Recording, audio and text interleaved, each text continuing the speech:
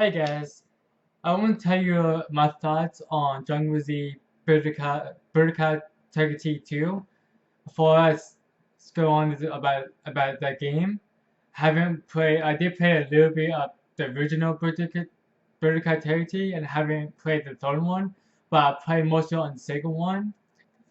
So I'm gonna start with the graphics. To my opinion, the graphics is pretty good at the time, but something there is missing. It feels like it's not cartoonies, if you know what I'm saying. It's not enough like cartoon to it. But besides that, it's decent. I know it's in the PS2 era. I know the graphics is not like mind-blowing the best, but for the anime game, it's probably the best looking anime game at that time, without including like anime fighting games. But something that doesn't really count. It's not really still so posting of anime game. Okay, usually anime thing is combined with other animes in one. I'm talking about like in one, the anime on its own. So Dragon Z Budokai Tenkaichi 2 is probably the best looking anime game at that time. I'm not saying it's the best looking game, I'm saying it's the best anime looking game.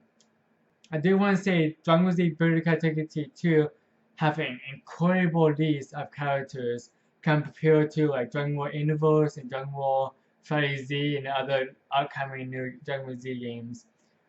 This Dragon Ball Z Budokai Tenkaichi 2 is pulling the new Dragon Ball Z and even other new anime games, just seeing with how many characters in the game that have like mostly Dragon Ball characters, all Dragon Ball Z characters, and some of Dragon Ball GT characters that I have Super Saiyan 4 Vegeta, Goku, and Gogeta. That have I can't remember the character name. The main villain of GT is like a even like someone, but you know what I'm talking about. Like villain have like the dragon like the seven blue Dragon Balls in the chest area in Summergale. Correct me wrong. I know it's not named someone, but I know it's the evil side of someone. I did make the list if I remember it right. But that character is cool to play in the game. It's very awesome to play with him. We even have some movies characters. Of course, we're gonna have Broly, but we have the villain from the Dragon Ball Fusing, um, Bojack, Bojack, and his other helpers, which most Dragon Ball Z don't even have movies characters besides Broly. But Broly is the most popular villain that have cooler colors. The character designs. That's the only thing I would say about this game. They have pretty good character designs. Even through the face, some faces like it looks like kind of blow out, but it's pretty good designs, especially to the Super Saiyans, especially the first Super Saiyan Goku and Super Saiyan 2 Gohan. They look good. To my opinion, they look really good character designs compared to other animes at that time. The story, pretty much go through the Dragon Ball Z story. We can about to know like seasons 1 to 9. It's not like it's not really like mind-blowing story. It's nothing like creative of it, and it's not really.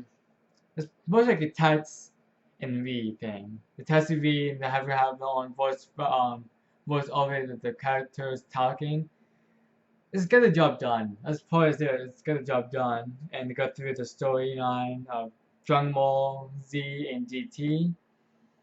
The content I basically have normal fight like forces with player force player force computer, even computer force computer. Not much games offer that computer force computer. It's kind of unique have that. They have plastic, they have world tournament, which is pretty cool. If you guys don't know what world tournament mode is, basically get into like we go to like 1 to I think 12. If not 12 is 9. You can play 1-on-1 game.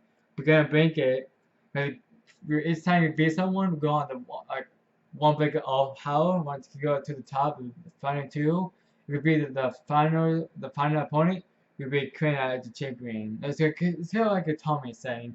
They will have CERO games, and want to beat everyone. The last match is against CERO. The World Heavy Tournament, I think is the second one. I do remember that. I think the last person had for is Herku. Yeah, World Tournament match is the last character. The last character but the first in that mode is Herku, but it's pretty easy to beat because he doesn't have to fly. The only thing that they keep eye on him is really close combat. But he have pretty good grabbing. He have good grabbing. Besides that, he doesn't really have anything else to worry about. We do cut the Dragon Balls. We can send someone we can make a base like items to power up your attacks or stats.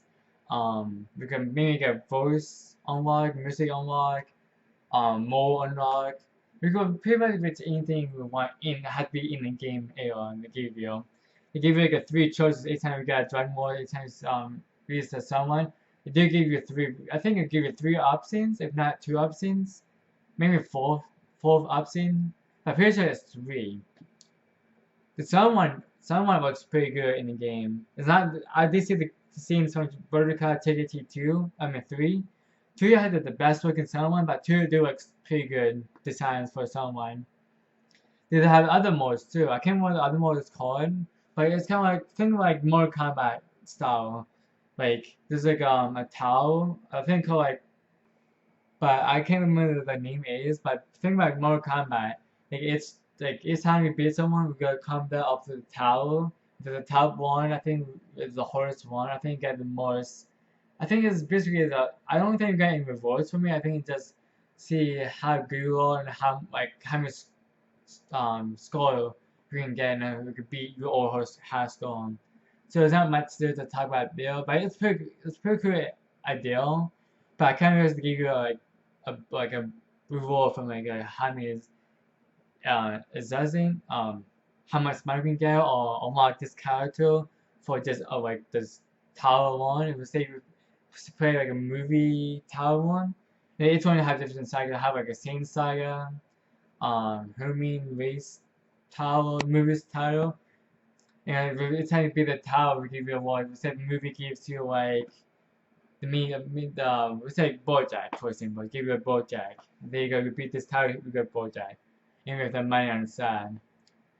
That's like my wonderful one I have disappointed in that game is they have cool idea but it doesn't give you any rewards afterward. You're saying there's a score, good luck to beat him next time. And it goes on and on. The combat in the game is pretty fun actually. Think about like intervals with like it's hard to explain. To my opinion, I actually like Budokai Tenkaichi combat a little bit better than intervals. But like Budokai feels like more like focused on combat heavy. And I think rely on skill a little bit more than intervals. It's hard to explain. I don't know how to explain that, but I like the combat in Budokai Tenkaichi a little bit better than intervals. And I'm saying intervals combat is bad, but I'm saying I like Budokai Tenkaichi is a little bit better than intervals combat. And finally, I want to add this in. I love the music in this game has. The first like the eerie 2000 feel. Like everything of an eerie 2000 feel, what do you think of between punk rock or street rock and some middle? And this game have mixture of rock and middle and some other genre in the game. Now my first song in the game is called Crisis. Crisis song. That song is banging song. That's my favorite song all time in that game. If I had to give the second one, I can't remember what that song is called, but it sounds kind of similar to Crisis, but it's not Crisis. If I know it, I will leave in the comments below if anyone care about what is my top 5 Dragonball Z Budokai Tenkaichi 2 songs in the game. If anyone cares about that. So once I know the soundtrack in Dragonball Z Budokai Tenkaichi 2, it's really good. If you haven't listened to Crisis, listen to it. You know what I'm saying if you listen to it. So that's pretty much it. That's my thoughts on Dragon Ball Z Budokai Tenkaichi 2. And see you in the next video. Peace.